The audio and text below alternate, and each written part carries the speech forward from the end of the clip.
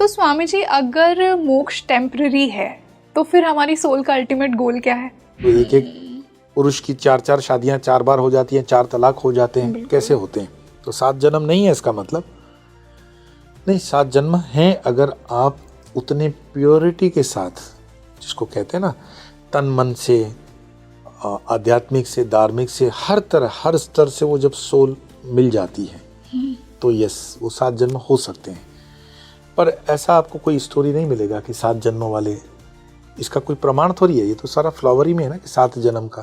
क्या मोक्ष के बाद भी सोल्स दोबारा आती हैं और अपना विजडम, जैसे आपने हायर सोल्स की बात की, क्या वो अपना विजडम दुनिया को देकर जाती हैं? इस चीज को ऐसे समझेंगे कि परमात्मा कोई दाढ़ी मूछ वाला लठ लेके बैठा हुआ व्यक्ति नहीं है। हाँ। है ना? या परमात्मा ऐसा भी नहीं है कि 12 फुट की हाइट है और 200 किलो का वजन है। परमात्मा एक ऑर्डर है, परमात्मा एक चक्र है या व्यवस्था है। और उस परमात्मा का डेफिनेशन अगर समझना हो तो गीता के 12वें अध्याय के 3 श्लोक में कृष्ण अर्जुन को समझाते हैं कि वो है निराकार। पर वो निराकार इतना असाध्य है कि उसको साधने के लिए तुम्हें स्वरूप का सपोर्ट लेना पड़ेगा।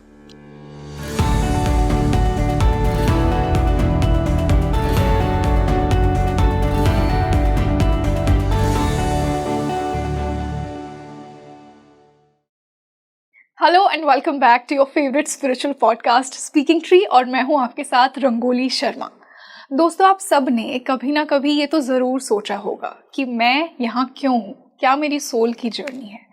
हम अपने पूर्व जन्म से सब डिसाइड करके आते हैं, हम अपना पुनर्जन्म भी चूज़ करते हैं। हमारे माँ बाप कौन होंगे, हमारा जीवन साथी कौन होगा, मोक्ष क्या है, क्या मोक्ष सिर्फ आत्मा का परमात्मा में मिलना है, क्या सोल मोक्ष के बाद भी वापस आती है। मोक्ष के बारे में हमें बहुत कुछ बताया जाता है, कितने हद तक ये सही है, और पास्ट लाइफ और रीइंकार्नेशन का क्या कॉन्सेप्ट है। आज हम इन सब पर डिटेल में चर्चा करेंगे, और ये सभी आपके फेवरेट टॉपिक्स हैं जो आप कमेंट सेक्शन में हमसे पूछते हैं। और इसी बेहद खास डिस्कशन के लिए आज हमारे साथ आपके फेवरेट गेस्ट जुड़े हैं, जिनके प्रीवियस वीडियोस को आपने स्पीकिंग ट्री पर बहुत ही ज़्यादा पसंद किया है।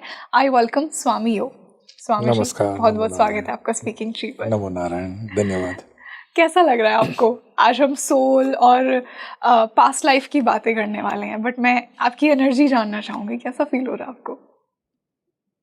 ये सत्य है, सनातन का जो सिद्धांत है उसका अनुरूप है। तो मेरे लिए तो मतलब ऐसा ही है जैसे आप कहेंगे कि जल पीना आपको कैसे लगा। जल नहीं पियोगे तो मर जाओगे। तो ये सत्य की जो चीज़ें होती हैं धर्म की, उसके बिना जीना हमारे लिए तो मुश्किल है। Yes, but we feel very happy कि जब आप इतनी जिज्ञासा से या आपकी ऑडियंस जिज्ञासा से इस तरह से जानना चाहती है तो बहुत अच्छा भी लगता है कि आज भी लोग इसमें इतना ध्यान रखते हैं या जानना चाहते हैं। So even we feel good to share these things with you. Definitely Guruji. तो मैंने आपका एक वीडियो देखा था जिसमें आपने कहा कि हम हमारे जन्म के समय ये डिसाइड करती है हमारी सोल कि हमारा जीवन साथी कौन होगा, हमारी सोल की जर्नी कैसी होगी। हम हमारा पुनर्जन्म भी पहले से चूज़ करके आते हैं। तो ये हमारी सोल कैसे डिसाइड करती है, ये सारे रोल्स, उसका पर्पस, उसकी जर्नी कैसे चूज़ करती है एक सोल? पहले तो बेसिक जो अपनी क्लैरिटी है ना, कि शंकराचार्य जी का स्तोत्र है ना, चिदानंद रूप शिवोहम शिवोहम, जिसमें वो कहते हैं न मृत्यु न शंका, मैं गुरु नहीं, शिष्य नहीं, शरीर नहीं, भूख नहीं, प्यास नहीं। वहाँ उस स्तोत्र के अंदर निर्वाण अष्टकम जो है वो बताते हैं कि मैं सत चित्त आनंद स्वरूप वो आत्मा हूँ। तो ये रही आत्मा, और उस आत्मा को व्यक्त करने के लिए एक शरीर लगता है पंच तत्वों वाला। सनातन की बहुत खूबसूरती है कि हजारों सालों की इस यात्रा में बहुत डिटेल के साथ इस चीज को समझाया गया है। तो आत्मा जो है वो अंश है परमात्मा का, है ना। सो कहते हैं ना आत्मा परमात्मा है। हाउ आत्मा परमात्मा है? क्योंकि you belong to that higher end. और वो मांडुक्य उपनिषद जाएंगे तो वो भी पता पड़ेगा कि आत्मा परमात्मा से अलग क्यों होगी, तो विषय अंतर हो जाएगा। आज मांडुक्य उपनिषद नहीं लेंगे। तो मानो कि आत्मा आ गई, अब आत्मा अपने आप को अभिव्यक्त करेगी। तो अभिव्यक्त कैसे करेगी? तो पंच तत्व, जो पंच तत्व हैं, कौन सा, आकाश, अग्नि, जल, वायु वगैरह, उससे अभिव्यक्त किया। तो उसकी तन मात्राएं हैं, है ना, 24 सारे ये कंपोनेंट्स हैं। तो ये जो स्वाद का हम फील करते हैं, गुस्सा फील करते हैं, खुशी फील करते हैं, वो उसको विटनेस होकर के वो महसूस करती है आत्मा। आत्मा कर्म नहीं कर रही है, लेकिन किए हुए कर्म का सिद्धांतिक रूप से जब हम अध्ययन करते हैं तो उसका क्या क्या उसमें असर होता है वो यात्रा का उसमें आ जाएगा।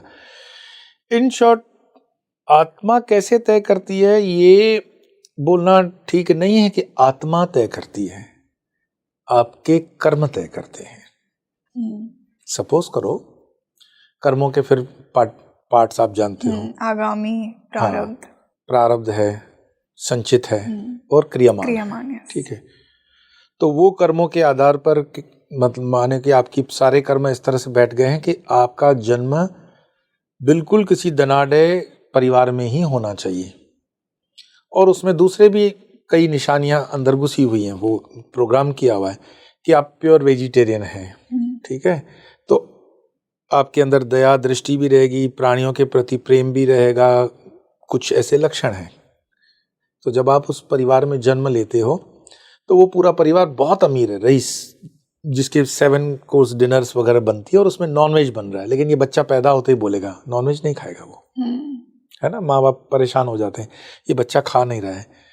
तो ये लक्षण पूर्व के कारण होता है। आत्मा डिसाइड उस तरह से कर सकती है, जैसे मैं बताऊं, सारी आत्माएं उस लेवल पे डिसाइड नहीं कर सकती हैं। एनलाइटेंड जो होते हैं ना अध्यात्म के जगत में, मानो कि आप एक 7th क्लास की टीचर हो, अब आप ये तय नहीं करोगे खुद से कि मैं जाकर के PhD स्टूडेंट को पढ़ाऊंगी क्योंकि मैं टीचर हूं। आप टीचर हो, मतलब आप आत्मा हो, पर 7th क्लास की टीचर PhD वाले को नहीं पढ़ा सकती है, पर PhD वाली चाहे तो 7th को पढ़ा सकती है। अब उस पर नियम लागू नहीं हुआ, उसके पास उसका रियल काफी वास्ट एक्सपीरियंस है, नॉलेज है। तो जो आत्मा जितनी ज्यादा यात्रा कर चुकी है वो ज्यादा प्रौढ़, ज्यादा नॉलेजेबल, ज्यादा रियलाइज्ड होती है। कभी कभी देखा होगा अपने परिवारों के अंदर 8 साल का बच्चा होता है और 60 साल के बूढ़े से बहुत ज्ञानी होता है। उसका और एग्जाम्पल से समझेंगे, किसी परिवार में 6 साल का बच्चा जो तबला बबला बजाता है तो मतलब बड़े बड़े तबलचियों को साइड पे कर दे, वायलिन बजाना, गिटार बजाना, स्वर देना। छोटे बच्चे आजकल आप रील्स में देखते हो गीता के ऊपर बोलते हैं, है ना। ये प्रारब्ध की यात्रा है, ये उस आत्मा ने उसको पचा लिया है, उसके अंदर वो प्रोग्राम है। लेकिन हम हमेशा जज करते हैं शरीर से, और शरीर सत्य नहीं है, शरीर नश्वर है। शरीर की maximum manufacturing date expiry date की तरह है, 100 साल से ज्यादा नहीं चलेगा।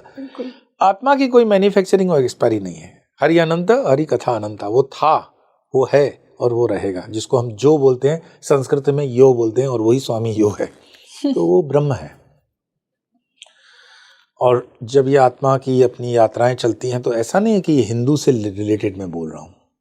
आपने देखा होगा, हम तो उसके विटनेस हैं, कि सनातन के धर्म को जानने के लिए अमेरिका, लंदन, यूरोप, ऑस्ट्रेलिया से भी आते हैं साधक। कौन उनको आकर्षित कर रहा है, कौन बुलाता है उनको? और अगर वो आया है तो यहाँ क्यों आया है, और अगर वो वहां गया तो क्यों गया? तो उसका भी एग्जाम्पल ये है, सपोज करो आज मैं इस शरीर में हूं, तो मैंने थोड़ी सी मन के अंदर ऐशना पाल रखी कि मुझे ना मर्सिडीज गाड़ी में थोड़ा सा चलना है, मेरे आश्रम में मेरी मर्सिडीज हो। अब मुझे कोई संसाधन नहीं है, पर वो कहीं ना कहीं वो ऐशना कोड हो गई, और मेरा जो यात्रा है उसमें कहीं पे विराम वाली वो यात्रा भी नहीं है। तो अगला जन्म जब मेरा होगा तो मानो कि 2-4 चीज़ें मैंने पाल रखी कि मेरे अंदर खाने की जो मेरी चीज़ें वो वेस्टर्न होनी चाहिए, मेरा फर्नीचर वेस्टर्न स्टाइल का हो, मेरा पहरवास, मेरी लाइकिंग, तो फिर उससे मिलता जुलता व्यवहार करने वाला मुझे सॉइल मिलता है। कुछ माता पिता भी उस तरह के मिलेंगे जी। पर मेरा जो बेसिक फंडामेंटल नेचर था अध्यात्म का, वो कोड है उस आत्मा में। तो मैं एक उम्र तक के बिल्कुल वो वेस्टर्नाइज वर्ल्ड में जीऊंगा, गाड़ियां चलाऊंगा, खूब मस्ती मजाक, और अचानक से मुझे स्वभाव जो है परमात्मा याद दिलाएगा मेरा। और जब मुझे वो याद दिला रहा है मेरा स्वभाव, और उस स्वभाव से फिर मैं रिकॉल करता हूँ खुद को, देन अचानकली आपको लगता होगा, कई लोग बोलते हैं कि अरे 25 साल तक तो ये बिल्कुल अलग किस्म का था, फिर एक दिन अचानक से पता नहीं क्या हो गया, उसने सब कुछ बदल दिया and then he became very introvert and then suddenly said कि मुझे इंडिया जाना है।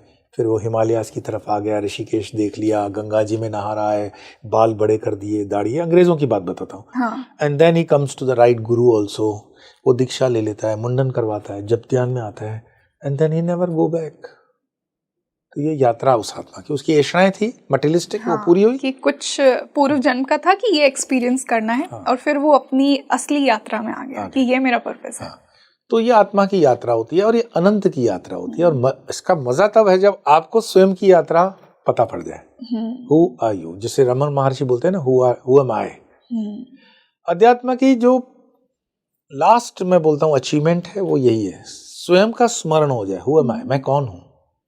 और मैं इसमें अपनी तरफ से जोड़ता हूँ 5 W's, who am I, from where am I, till when am I, why am I, who am आई।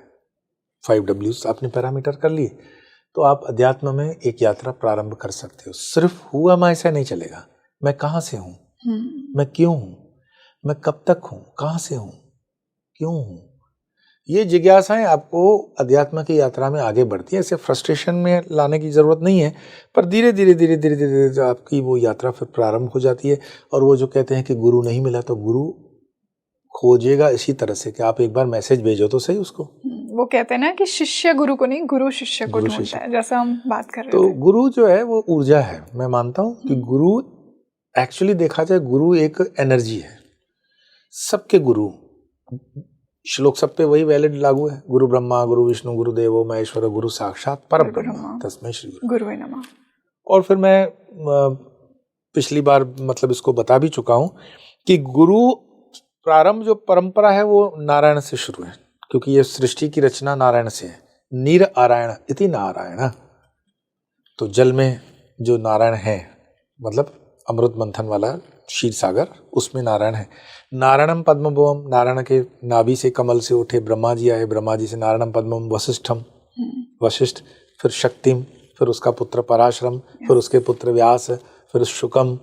तो ये श्लोक अगर पढ़ेंगे तो आकर शंकराचार्य और उनके शिष्यों पे रहेंगे, फिर उसकी बाद परंपरा और आगे विस्तारित होती है। तो वर्तमान का जो गुरु अभी शरीर में है वो जोड़ जोड़ जोड़ जोड़ जोड़ के पहुंचेगा नारायण में।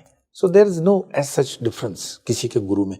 हम जब किसी गुरु की निंदा करते हैं तो क्यों कहते हैं गुरु निंदा नहीं करनी चाहिए? किसी भी गुरु की निंदा नहीं करनी चाहिए। अब वो गुरु घंटालों की बात नहीं कर रहा हूँ, या आपके गूगल गुरुओं की नहीं बात कर रहा हूँ। परंपरागत गुरु, उसको कभी भी हमें सम्मान देना पड़ेगा, क्योंकि वो परंपरा से है, he belongs to that higher end, higher family. और यही चीजें हैं, यही हमारे सनातन की विशेषता भी है कि वो आपको उस यात्रा में सहायता भी देते हैं, गाइडेंस भी देते हैं, और मार्ग में आपके चलते भी हैं जितना समय चलना चाहें, और एक साधक को वो यात्रा का आनंद लेना चाहिए। जी बिल्कुल। तो स्वामी जी, अब हम मोक्ष की बात करते हैं। जैसा कि बहुत कुछ कहा जाता है मोक्ष के बारे में, लेकिन वही बात है ना कि जिसने अगर किसी चीज़ को एक्सपीरियंस नहीं किया है और वो हमें वो चीज़ बता रहा है, तो कितना सत्य है उस बात में? क्या परमात्मा सिर्फ ये चाहता है कि हम आकर उसमें मिल जाएं, या फिर परमात्मा चाहता है कि हम यहाँ दोबारा आएं? क्या मोक्ष के बाद भी सोल्स दोबारा आती हैं और अपना विजडम, जैसा आपने हायर सोल्स की बात की, क्या वो अपना विजडम दुनिया को देकर जाती हैं? इस चीज को ऐसे समझेंगे कि परमात्मा कोई दाढ़ी मूछ वाला लठ लेके बैठा हुआ व्यक्ति नहीं है। हाँ। है ना? या परमात्मा ऐसा भी नहीं है कि 12 फुट की हाइट है और 200 किलो का वजन है। परमात्मा एक ऑर्डर है, परमात्मा एक चक्र है या व्यवस्था है। और उस परमात्मा का डेफिनेशन अगर समझना हो तो गीता के 12वें अध्याय के 3 श्लोक में कृष्ण अर्जुन को समझाते हैं कि वो है निराकार, पर वो निराकार इतना असाध्य है कि उसको साधने के लिए तुम्हें स्वरूप का सपोर्ट लेना पड़ेगा। तो पहले स्वरूप में उसकी साधना करो और फिर स्वरूप से निराकार की तरफ बढ़ोगे। गीता का मैं रेफरेंस दे रहा हूं। अब जो मोक्ष की आपने बात की, वेद को अगर आप पढ़ोगे, मैं पुराण नहीं, उपनिषद नहीं, प्रमाणिक वेदों से ही चलूंगा, तो मोक्ष जो हम आज की तारीख में मीडिया में चल रहा है ना, मोक्ष, ये मोक्ष सनातन का दृष्टिकोण नहीं है। कि हम मिल जाएंगे परमात्मा हाँ, में, कि सोल अपनी जर्नी पूरी कर ऐसा लेगी कुछ नहीं। लाइफ टाइम्स के बाद। हाँ। मेरे देखे मैं बोल रहा हूँ, मैं गलत हूं तो आप मुझे गलत बोल सकते हो, पर ये मेरे अनुभव से मैं बता रहा हूं कि मोक्ष क्यों नहीं है इस तरह का जो हम बोल रहे हैं, उसका जो लॉजिकल रीजन है वो मैं बता रहा हूं। सपोज करो मैं इस समय जल हूं और मैं जल की उस अवस्था में धरती पर हूं, बहुत हजारों सालों तक मैंने सेवा की हुई है, अब परिपक्व हो गया मैं, परमात्मा मोक्ष दो मुझे, बहुत जल बन करके मैंने सेवाएं दे दी। तो भगवान कहते हैं कोई बात नहीं, अब तुम जल से वाष्प हो जाओ। तो सूर्य के माध्यम से मुझे वाष्प कर दिया, तो मैं वाष्प बन करके बादलों में उड़ रहा हूँ। हजारों सालों तक मैंने वाष्प की यात्रा कर ली। वाष्प मीन्स आप समझते हो, बाफ जिसको। अब वो भी यात्रा करते करते करते एक दिन मुझे लगा कि अब तो ये भी बहुत हो गया, ओ परमात्मा मैं बहुत यात्रा कर चुका, मुझे मोक्ष दो। तो उसने वाष्प से उठा करके मुझे बारिश के बादल बना दिए। अब मैं बारिश के बादलों से दो का हो सकते थे, मैं बर्फ भी बन के गिरा या पानी बन के गिरा। जब मैं बर्फ बन के गिरा तो भी मैं थक गया कि परमात्मा ये तो जम जम के हजारों साल हो गए, मोक्ष दो। तो उसने फिर पिघला करके मुझे जल किया। फिर जब मैं जल बना तो फिर मुझे नदी के तरह नीचे उतारा पहाड़ से, और मैं लुढ़क लुढ़क के नीचे आ रहा हूँ। अरे इतना लुढ़क लुढ़क के थक गया, ओ परमात्मा मोक्ष दो। उन्होंने कहा कोई बात नहीं, अब तुम तालाब में आ जाओ। फिर तालाबों के जलों में मैं रहा हजारों साल तक। ओ परमात्मा मैं थक गया, तो बोले समुद्र में चले जाओ। तो मेरी जहाँ से यात्रा प्रारंभ हो गई कि मैं थक रहा हूँ, फिर हर स्थिति से दूसरे स्थिति में जाना, मतलब एक स्थिति से दूसरी स्थिति में पहुंचने के लिए पहले स्थिति से आपका मोक्ष है। मेरे देखे ये मोक्ष की व्याख्या है कि स्वरूप का और स्थिति का बदलना। आप किसी भी प्रकृति के चक्र से नहीं निकलने वाले हो, भूल जाओ, क्योंकि सोल तो इमॉर्टल है, वो नहीं। और दूसरा प्रमाण शास्त्र से ही देता हूँ कि जैसे हम बोलते हैं कि 64वां मनु का मनवंतर है ये, तो मनु क्या मैन्युफैक्चरिंग यूनिट है जो हर बार आत्माएं मैन्युफैक्चर करता रहेगा और नई नई डालता रहेगा।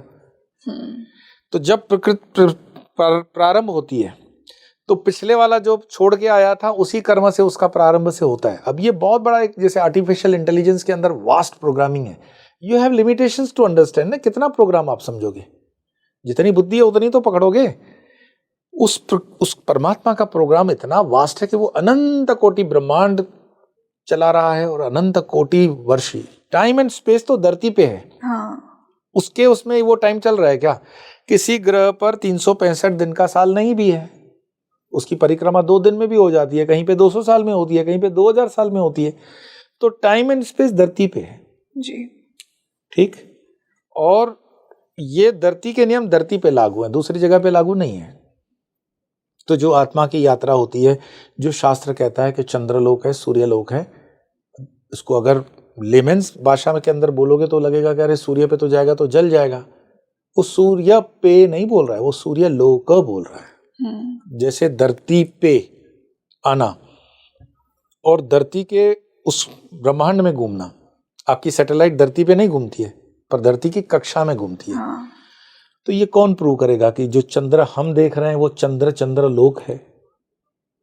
क्योंकि इसके प्रमाण में 3 धर्म है।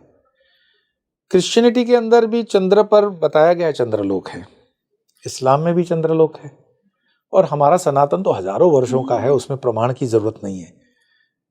विज्ञान जो है वो विज्ञान की आयु है 500-600 साल से। इसके पहले बताओ विज्ञान है क्या?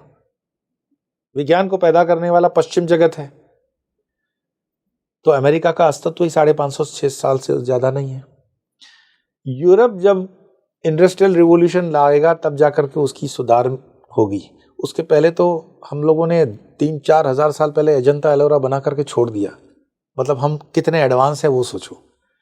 हमारे मंदिर इस तरह के आप देखोगे तो उतने हजारों सालों की, उनकी सभ्यता नहीं है। उनकी सभ्यता में योगदान है कि जो मॉडर्न विज्ञान है, जिसको मेटेरियलिस्टिक या फिजिकल जो भी बताओ, वो विज्ञान उनका है। हमारा विज्ञान जो है वो आध्यात्मिक विज्ञान है।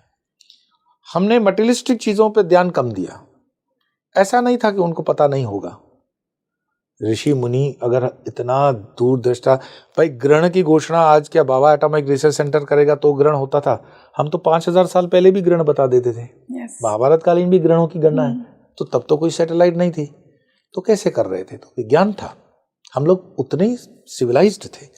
पर काल के कालांतर में क्या होता है, वो चक्र चलता है।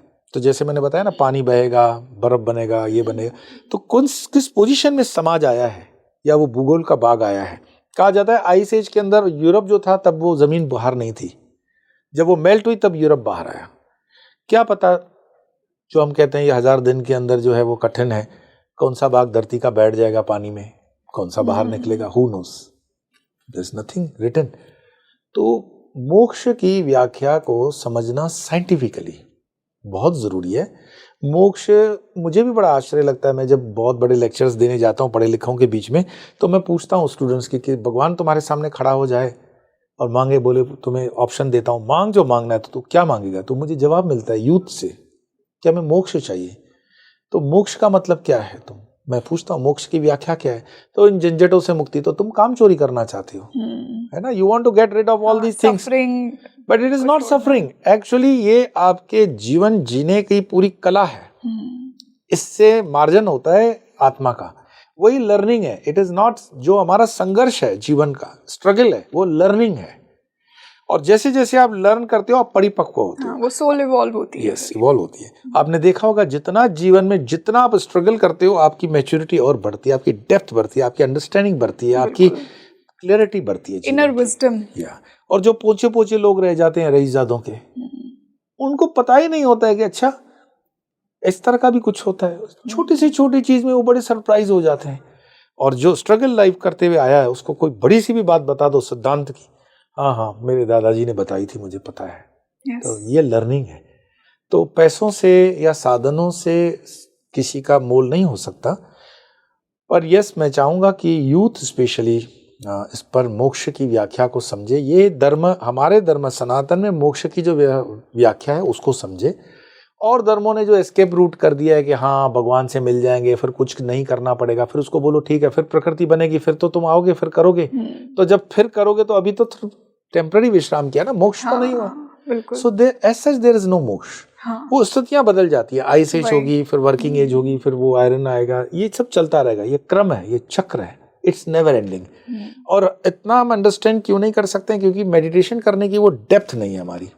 अगर हम ट्रेवल कर सकें विदाउट टाइम एंड स्पेस, तो you will be able to see. कितने मनवंतर आप देख सकते हो। ऋषि मुनि देख लेते हैं ना, त्रिकालदर्शी जिनको हम बोलते हैं, वो तीनों देख लेते हैं, पास्ट, प्रेजेंट, फ्यूचर।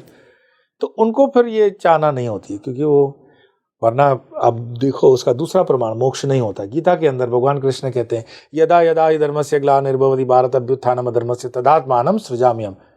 तो मतलब भगवान कृष्ण का मोक्ष ही नहीं है उस परिप्रेक्ष्य से। तो बार बार आना पड़ता है धर्म की स्थापना करने के लिए। तो धर्म की स्थापना करने के लिए प्रभु आप आते हो, तो आप भी मोक्ष के अधिकारी नहीं हो क्या? राम जी भी कहेंगे मैं अवतार लेके आऊंगा कृष्ण का, तो मोक्ष नहीं हुआ तुम्हारा। मोक्ष वैसा है ही नहीं जो आजकल वर्तमान में ये ट्रेंड चल रहा है, ये मोक्ष नहीं।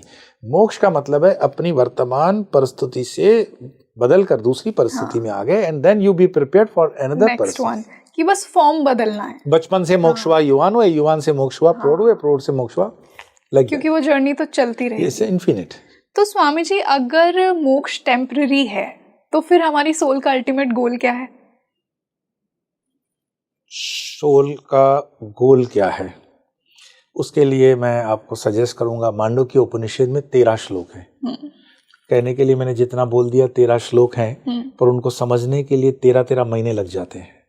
एक एक श्लोक जब गुरुजन समझाते हैं तो महीनों लग जाते हैं। अब ये कोई ऐसा नहीं है कि सोशल मीडिया प्लेटफॉर्म पे आओ, 15 मिनट का वीडियो बनाओ और मांडुक्य उपनिषद बता दिया। एक श्लोक की डेप्थ में उतरना, उसको पढ़ना, समझना और आत्मसात करना। जैसे मैंने आपको कहा कि इस पृथ्वी पर एक पदार्थ है, उसका नाम है दूध, मिल्क, वो वाइट है। तो ये आपने सुना, मतलब श्लोक सुना। फिर मैंने आपको वो दिखाया, मतलब ग्रंथ आपको दिखाया, मांडुक्य उपनिषद। फिर मैंने दूध आपको चखाया, मतलब श्लोक का पाठ करवाया। आपने दूध पी के उसके स्वाद को फील किया, तो यहाँ पर आप थोड़े स्टेब्लिश हुए। पर वो दूध अभी हजम हुआ है कि नहीं हुआ है, कि वॉमिट हो गया, कैसे पता पड़ेगा? तो वो दूध हजम होकर के मांस मज्जा में आपके एक हो जाए, वो हुआ कि दूध सुना, देखा, पिया, पचाया और रियलाइज कर दिया। सो अल्टीमेटली एनी शास्त्र अंडर द सुपरविजन ऑफ श्रोतव्य और ब्रह्मनिष्ठ गुरु के सानिध्य में आपने सीखे, उसको पढ़ना, informative, knowledge, wisdom and then realisation, और फिर उससे एकाकार हो जाना उस श्लोक से, तो फिर वो यात्रा समाप्त होती है। जीवन में अगर एक दो उपनिषद भी आपने सीरियसली उतार दिया ना, छोड़ो उपनिषद की बात, सर्व उपनिषद का जो है वो गीता है, आप अपने जीवन में ब्रह्म श्रोतव्य और ब्रह्मनिष्ठ गुरु से गीता उतार दो, गीता जी इनफ। गीता में सब कुछ है, सारे सार है उपनिषदों का, और इन प्रश्नों का सरलतम व्याख्या में भी उत्तर है। पर आपको गीता सिर्फ पढ़नी नहीं है, चैंटिंग नहीं करनी है, समझना है, उतरना है, जीना है, उसको रियलाइज करना है। और कोई ज्यादा श्लोक नहीं है, 700 श्लोक है, सारा राइमिंग है, सारा रिदम के साथ है, और आनंद आता है उसका। तो कहीं ना कहीं आपको थोड़ी मेहनत तो करनी पड़ती है। इट्स नॉट दैट इजी कि आप इतना डीप और डेप्थ वाला टॉपिक 15 मिनट के वीडियो में समझ जाओगे, इट्स नॉट पॉसिबल। बिल्कुल। और स्वामी जी, इसी से मैं ये भी पूछना चाहूँगी कि हम सब लोग जो भक्ति में हैं वो भगवान की किसी ना किसी फॉर्म से फैसिनेटेड होते हैं। जैसे कोई महादेव से फैसिनेटेड है, कोई हनुमान जी की पूजा करता है, कोई कृष्ण की पूजा करता है, कोई देवी की पूजा करता है। तो अगर हम वापस आते रहते हैं, ये लाइफ चलती रहती है, तो क्या हमारी आत्मा इन शक्तियों से मिलती है कभी किसी समय में? क्योंकि जब लोग कहते हैं ना मुझे मोक्ष चाहिए, तो उनको ये, उनकी अंडरस्टैंडिंग ये है कि मेरी आत्मा इस भगवान, मतलब जो उनके लिए भगवान का स्वरूप है, कि उनमें मेरी आत्मा मिल जाएगी। सपोज करो आपने बचपन में एक पिक्चर देख ली है, हिंदी पिक्चर है ना, कोई एग्जाम्पल लेते हैं, आपने शोले पिक्चर देखी है जिसमें अमिताभ बच्चन को आपने देख लिया, और उस पिक्चर के अलावा आप दूसरी पिक्चर ही नहीं देखना चाहते हो, और ये पिक्चर 25-30 साल पुरानी है जो आपको आज दिखाई गई है जी। और आप इतने अभिभूत हो गए हो कि उस अमिताभ बच्चन के फ्रेम से बाहर निकलना ही नहीं चाहते हो। अब आपको कोई बताए कि आपसे अमिताभ बच्चन मिलने आए हैं, और वास्तव में अमिताभ बच्चन मिलने आए हैं, तो आप उनको पहचान पाओगे? क्योंकि आपने तो वो शोले फिल्म वाला अमिताभ बच्चन ही बिठा के रखा है ना माइंड में। आप नए अमिताभ बच्चन को बोलोगे, आप हो ही नहीं। बिल्कुल। ये जो मैंने ये एग्जाम्पल इसलिए दिया, हम अपने माइंड में कई फ्रेम्स को काल्पनिक डाल देते हैं। जैसे आपने बताया हनुमान जी की कोई पूजा कर रहा है, अब हनुमान जी के चित्र तो अलग अलग नीली, पीली, लाल, गुलाबी धोती में मिल जाएंगे आपको, अलग अलग रंगों में मिल जाएंगे, और जितनी आप पूजा कर रहे हो उस हनुमान जी के चित्र की, अगर किसी ने आपको पूछा कि अगर हनुमान जी राजी हो गए और आपको दर्शन दें, तो आपको क्या लगता है हनुमान जी कैसे दर्शन देंगे? तो आप वही चित्र बताओगे कि यही चित्र, कि वो प्रकट हो जाएंगे मेरे बट क्या वास्तव में लाल धोती वाला हनुमान, पीली धोती वाला हनुमान, नीली धोती वाला हनुमान, ये अलग अलग हैं, वही हैं, या ये परसेप्शन है डिवोटी का? बिल्कुल। स्वामी जी, वही कि भगवान को लेकर ना लोगों में बहुत घमंड है। एक तो उन्होंने ऐसे फॉर्म बना रखी है, और फिर वो ये भी कहते हैं कि कृष्ण परम है, विष्णु परम है। कोई कहता है कि नहीं शिव जी आपको मोक्ष दिलाएंगे, कोई कहता है कि नहीं हनुमान जी परम है। तो मेरा ये मानना है कि भगवान को लेकर भी लोगों में घमंड है कि मेरा भगवान सुप्रीम है। जिनकी मानसिकता बहुत गरीब है, जिनका ज्ञान नहीं है, थोथापन है, वो इन ब्लॉक्स के साथ जीते हैं। जी। मैं आपसे एक बहुत प्रामाणिक जिज्ञासा करूंगा कि भगवान राम है, कृष्ण है, तो उस जमाने में भी भगवान राम के जमाने में भी उनका कोई इष्ट और कुल रहा ही होगा। हाँ बिल्कुल, है ना। तो राम जी किसके मंदिर में जाते थे? शिवालय। ठीक है, तो प्रारंभ जो है वेदों का वो शिव से है। आपको जानकर के मतलब उसमें कोई नयापन नहीं है। हमारे सारे भगवान या पुराने सारे मंदिर पिंडी स्वरूप है, मूर्ति स्वरूप नहीं है। मूर्ति स्वरूप बुद्धिज्म के बाद होगा। हाँ, ये बनाए गए हैं। मूर्तियां बाद में लाते हो, पहले पिंडी स्वरूप है। आज आप ये जो वैष्णो देवी के पास जाते हो, ये 3 पिंडी है, मूर्ति नहीं है। मूर्तियां बाद में बिठा दी गई। और फिर राजा रवि वर्मा ने बहुत बड़ा योगदान दिया, जिन्होंने तैल चित्र बना करके भगवानों को घर घर में कैलेंडर के माध्यम से भी पहुंचाया, स्वरूप बना करके, है ना। क्या आप वास्तव में जानते हो जो राजा रवि वर्मा ने जो चित्र बनाए हैं वो वास्तविक वही भगवान ऐसे खड़े होते हैं क्या? उन्होंने अपने भीतर की बहुत सुंदर आपको सपोर्ट लाइन दिया कि आप यहाँ से प्रारंभ करो। इमेजिन आप ऐसे करो इस छवि जैसे मानो कि आप केजी में हो, केजी में बच्चे को सिखाते हैं ए फॉर एप्पल, तो ए भी बड़ी लिखते हैं और एप्पल भी लेके टीचर उसको दिखाती है कि एप्पल है। फिर बी फॉर बॉल, ठीक है, तो वो देख समझ में आ गया। अब वो बच्चा जब प्राइमरी पास करके सेकेंडरी पास करके पीएचडी में आ गया, तो मुझे बताओ वो एबी में अभी भी एप्पल लेके चलता है क्या? पहले जो ए नहीं पढ़ सकता था वो चौथी में वो अक्षर पढ़ता है, पांचवी में पैराग्राफ पढ़ता है, सातवीं में पूरे चैप्टर को पढ़ लेता है, 10वीं में पूरे बुक को पढ़ लेता है, और ग्रेजुएशन आते आते लाइब्रेरी पढ़ सकता है। तो ये यात्रा है, देवोटी की यात्रा है। अगर आपका जन्म स्वरूप से मतलब प्रारंभ किया है पूजा का, बहुत बड़े महर्षि का मैं वाक्य प्रयोग कर रहा हूं, it is good to be born in temple but it is very bad to die in temple. अर्थात अर्थ इसका यह है कि मंदिर से प्रारंभ आपका जीवन हो, ये तो बहुत अच्छी बात है, लेकिन आपका अंत मंदिर नहीं होना चाहिए। तो क्या होना चाहिए? उससे आगे मंदिर के भीतर बैठे परमात्मा तक पहुंचो। हाँ। यात्रा परमात्मा की है, मंदिर की नहीं है। अब मंदिर के आर्किटेक्चर्स के ऊपर इतने मोहित हो गए, wow what is the design, this that. मंदिर मुख्य नहीं है, मंदिर के भीतर बैठा परमात्मा मुख्य है जी। तो यात्रा परमात्मा की है, मंदिर की नहीं है। तो साधक भी जिस स्वरूप से जुड़ता है वो प्रारंभ है। उस स्वरूप से आप प्रारंभ करो। लेकिन जैसे मैंने बताया, गीता जी के 12वें अध्याय का 3 नंबर श्लोक कि हे अर्जुन, अर्जुन का प्रश्न है, आप वाला ही प्रश्न है, सेम प्रश्न है, 12वें अध्याय का 3 श्लोक। तब उसके उत्तर में कृष्ण कहते हैं कि ये बात सही है कि निराकार सत्य है, लेकिन उस साधना तक पहुंचने के लिए, उतनी मैच्योरिटी के लिए तुम्हें प्रारंभ स्वरूप से करना पड़ेगा। और उस स्वरूप में जो मूर्तियां हैं या जो मैंने बताया राजा रवि वर्मा की मदद है, उसको लो। पर फिर गीता के श्लोक पे भी आओ कि अंतिम देह तुम्हारा निराकार में होगा, और उस निराकार में पहुंचने के लिए आपको अपना लेवल अपग्रेड करना पड़ेगा। सिर्फ कमेंट करने से या सिर्फ हल्की फुल्की बातें करने से नहीं होता है, उसमें घिसना पड़ता है, खुद को तपस्या देनी पड़ती है। यज्ञ दान तप न त्याजते त्रिकर्म, अगेन गीता जी का 18वां अध्याय। यज्ञ दान तप, यज्ञ मीन्स सेक्रीफाइस, दान मीन्स चैरिटी, और तप मीन्स ऑस्टेरिटीज। ये 3 करने से आप अध्यात्म में आगे आते हो। और कृष्ण अश्वर करते हैं कि इन तीनों से मैं भी अछूता नहीं हूं, मुझे भी करना पड़ेगा। So it is a universal law. तो एक स्पिरिचुअलिटी की जो जर्नी होती है, आत्मा की जो जर्नी होती है, वो प्रारंभ भले स्वरूप से करें, लेकिन साकार से करें, लेकिन आएगा वो निराकार में, अल्टीमेटली निराकार में आएगा। वाह, बिल्कुल। स्वामी जी, जैसा हमने पॉडकास्ट की शुरुआत में ये बात की थी कि हम हमारे कनेक्शंस को चूज करके आते हैं, हमारे माता पिता हमारी सोल चूज करती है, हमारा जीवन साथी।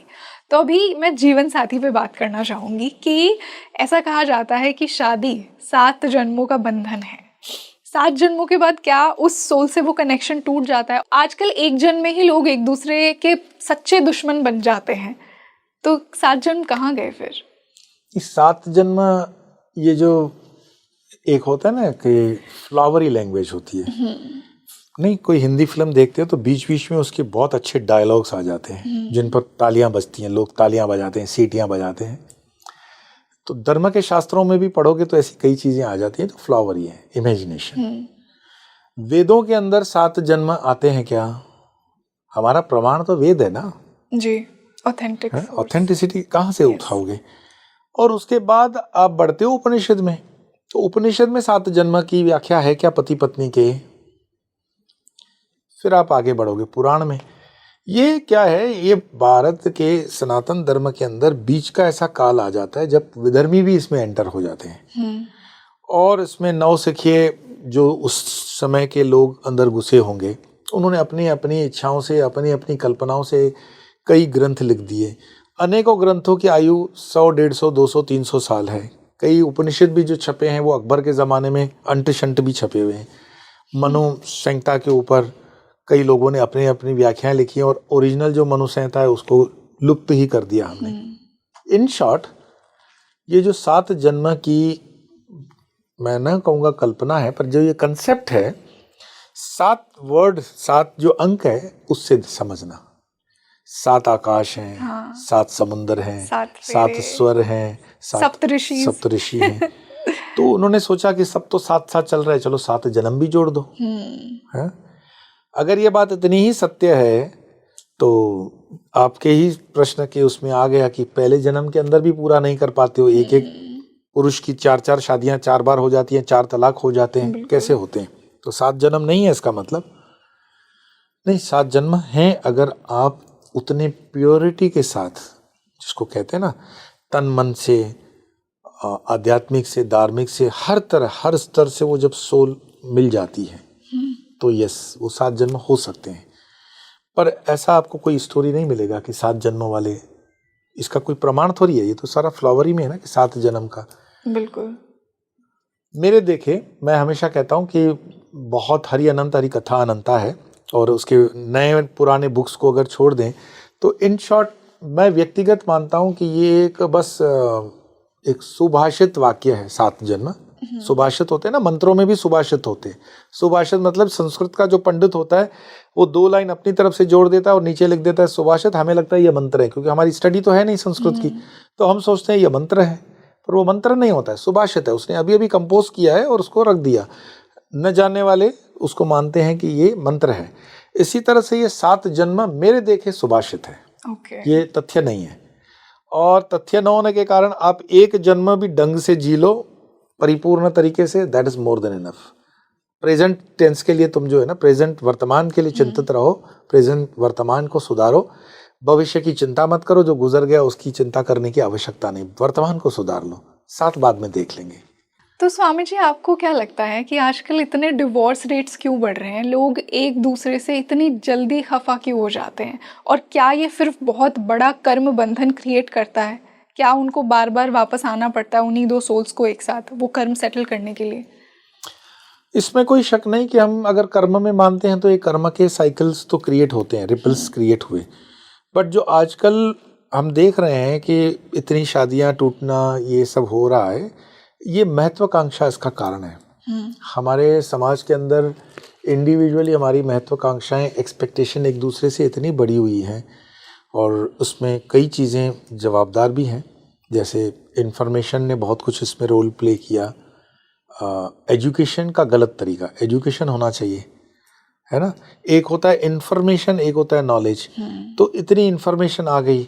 जैसे मैं आपको बताऊं, मैं एक संत को पढ़ रहा था, तो उनके प्रवचन में किसी ने कहा कि आप स्त्री और पुरुष की समानता के पक्ष में हैं या विपक्ष में हैं। तो उन संत ने कहा कि समानता का आप अर्थ क्या लगाते हो, स्त्री और पुरुष की समानता क्या? तो परमात्मा को लेटर लिख करके तुम पूछ लो, भाई आज से स्त्रियां बच्चे पैदा नहीं करेंगी, पुरुष कर लें, है ना। तो मासिक धर्म फिर स्त्रियों से निकाल के पुरुष में कर दो, समानता कर दो सब कुछ।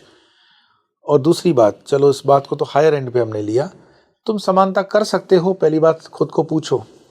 हालांकि बात बद्दी और गलत है, पर क्या तुम पुरुष की तरह बिल्कुल रोड के किनारे खड़े होकर के यूरिन कर सकते हो? जिस तरह पुरुष गंदी हरकतें कर सकता है, स्त्री करेगी? ऊपर का बटन खोल के स्त्री चल सकती है?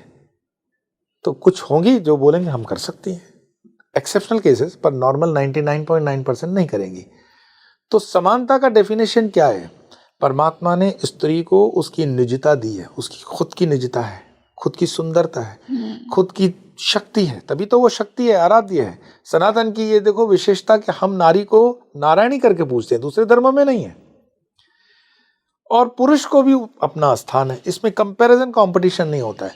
तो इस देश के अंदर जो विदेशी कंसेप्ट आया, human rights, women rights, children rights, उसके नाम पर ये गोरख, मतलब जिसको बोलते हैं ना, पाप बिल्कुल फैला दिया लोगों ने। और न जाने मतलब एक विचारधारा का ये एक्चुअली घर्षण है, और उनके मन में विष हमने फैला दिया। एजुकेशन के नाम पर हमने मन में सिर्फ विष दे दिया है। तो उस विष के लिए ये जानकारियां जो पश्चिम में हो रहा है, हमारा जगत पश्चिम से जुड़ा हुआ नहीं है, हम अपने कल्चर में जीने वाले, हमारी सभ्यता अपनी है, हमारी संस्कृति अपनी है, हम उसको कॉपी करके नहीं चल सकते हैं। तो आपके जो प्रश्न है, ये आजकल की जो शादियां हो रही है, ये ना पूर्व की सभ्यता से है ना पश्चिम की सभ्यता से, आदि वहां से आदि यहाँ से। जैसे आजकल स्त्री ऑफिस में जा रही है, पहले वो नहीं था, पहले हम खेती पर आधारित थे। आप कहोगे तो क्या ग्रोथ नहीं होनी चाहिए? होनी चाहिए, पर ग्रोथ किस कंडीशन पर, हमारा जो तरक्की है वो किस कंडीशन पे हो। तो मैंने यहाँ से बुरी हालत तो मैं विदेशों में देखता हूँ, विदेशों में जो अमेरिका और मतलब यूरोप के अंदर हमारे भारतीय समाजों के लोग हैं, आप वहाँ की स्थितियाँ देखोगे तो और बद से बदतर है। मिडल ईस्ट के अंदर जिन परिवारों को मैं देखता हूँ, बद से बदतर स्थितियाँ, क्योंकि वहाँ पे कोई पारिवारिक ऐसा कोई बंधन नहीं है, सास रहती नहीं, और पता पड़ता है कि बेचारा लड़का 2 टाइम खाने भी बना रहा है, साफ सफाई भी कर रहा है। स्त्रियों को लगता है अब तो हम यहाँ पर आ गए। ये सारी नहीं, मैं जनरल नहीं बोल रहा हूँ, बट बता रहा हूँ कि जब हम एक लेवल को क्रॉस करके अतिक्रमण कर जाते हैं किसी की सीमा में, तो वो सीमा में उल्लंघन और उसको वो समाज को विध्वंसकारी परिणाम देता है। ये जो शादियां टूट रही हैं, ये शादियां अति पाश्चात्य जीवन को अपनाने के कारण हो रही है। हमने अपनी सभ्यता और संस्कृति को बुला दिया। मैं ये नहीं कहता हूँ कि पल्लू लगाना, सास को प्रणाम कर लेना, ये कोई सभ्यता संस्कृति का अभिन्न हिस्सा है, उसको मानना चाहिए, बट ये संस्कारों में आता है। आपको ये समझना पड़ेगा संस्कृति क्या है, संस्कार क्या है, समाज के आदान प्रदान के पैरामीटर्स क्या हैं, और आध्यात्मिकता क्या है और धार्मिकता क्या है। सब चीज़ें हमने गुड़ गोबर एक कर दिया, इसलिए हम सोचे नहीं हम तो मॉडर्न हैं, हम इन चीज़ों में नहीं मानते। मत मानो, फिर उसका अंत क्या? उसके पैदा की हुई संतति ना आपके हाथ में रहती है, ना समाज के हाथ में रहती है, ना देश के हाथ में रहती है। तो जिस सामाजिक ढांचे के अंदर आप शादी करते क्यों हो, उसका अल्टीमेट एम क्या है? फिर तो वो हमारी कोर्टों ने लिव इन रिलेशनशिप को मान्यता दे दी। लिव इन रिलेशनशिप भारत का संस्कृति है क्या? तो मुझे लगता है आमूलचूल परिवर्तन की आवश्यकता है।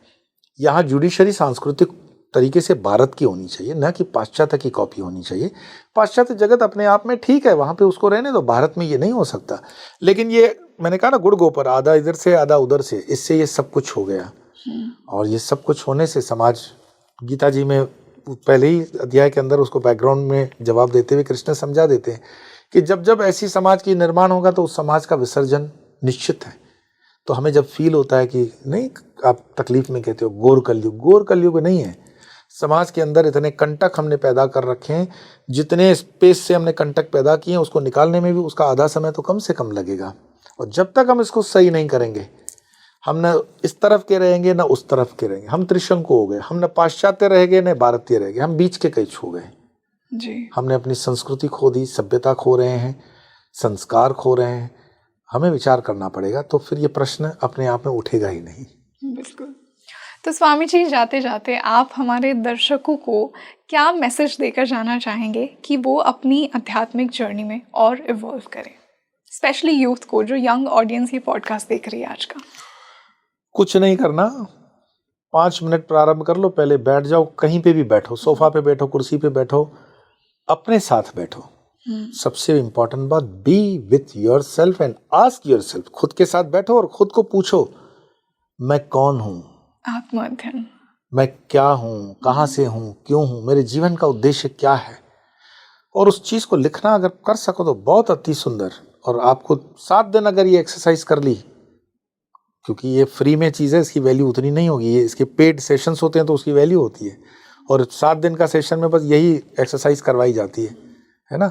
फिर वो नाक पे सांस रख के करो कि आँख पे रखो, बात तो यही है कि मैं कौन हूँ, क्यों हूँ, कहाँ से हूँ, कब तक हूँ, मेरा उद्देश्य क्या है। तो प्रत्येक जीवन में आपका एक उद्देश्य, आप एक पर्पस के लिए पैदा हुए, उस उद्देश्य को फलीभूत कर लो, प्राप्त कर लो। जैसे एक फूल है, अंत में जब पहुंचता है तो पंखुड़ियां बिखर जाती है, तो उसका उद्देश्य बागान में, बगीचे में खुशबू को फैलाना था, या किसी पुष्प का उद्देश्य परमात्मा के चरणों में चढ़ जाना था, या किसी फूल का उद्देश्य वो मरे हुए मुर्दे के गले में हार बन के जाना था। वो अपने उद्देश्य को पूरा हो गया, you have reached to your totality. तो सोल की जर्नी तब समाप्त होती है उस पर्टिकुलर जन्म में, जब वो अपने निश्चित किए हुए डेस्टिनेशन पे पहुंचता है। जैसे आपने टिकट ले रखी है बम्बई से दिल्ली, आपकी यात्रा तभी समाप्त मानी जाएगी जब आप दिल्ली में पहुंच गए। अगर आप बीच में इटारसी पे उतर गए हो तो फिर इटारसी से वापस बैठ के दिल्ली आना ही पड़ेगा, क्योंकि आपको आना तो दिल्ली है और वो डिले ही होगा जर्नी में। और जितना आप करो मस्ती मौज करोगे, बीच बीच में उतर करके नाश्ता पानी करके होटल का खाना खा के आ रहे हो तो डिले पहुंचोगे। सो इट इज़ बेटर कि हम एक बहुत सिंसियर सीरियस नोट पे विचार करें और फिर एक प्रे, यूनिवर्सल प्रे कि जो मेरा गुरु है, जो मुझ पर कृपा करे, वो परमात्मा मेरा मार्ग प्रशस्त करे। एक नॉर्मल प्रेयर कि मुझे बस थोड़ी कृपा करे। और उसके लिए हमारे ऋषियों ने बहुत अच्छी व्यवस्था की कि 6-8 साल का बच्चा जब परिपक्व हो जाता तो 8 साल में उसको गीता गायत्री मंत्र दिया जाता था। गायत्री मंत्र की मीनिंग वही है जो आपका प्रश्न है, जहाँ वो प्रेयर करता है गीता गायत्री मंत्र कि हे प्राणदाता, दुखहर्ता, आनंद के देने वाले प्रभु, आप सर्वज्ञ, सर्वश्रेष्ठ, तेजस्वी और सकल जगत के उत्पादक हो। हम आपका ध्यान करते हैं कि आप हमारी बुद्धियों में सदैव प्रकाशित रहें, और हमारी बुद्धियों को सत्कर्मों में प्रेरित करें।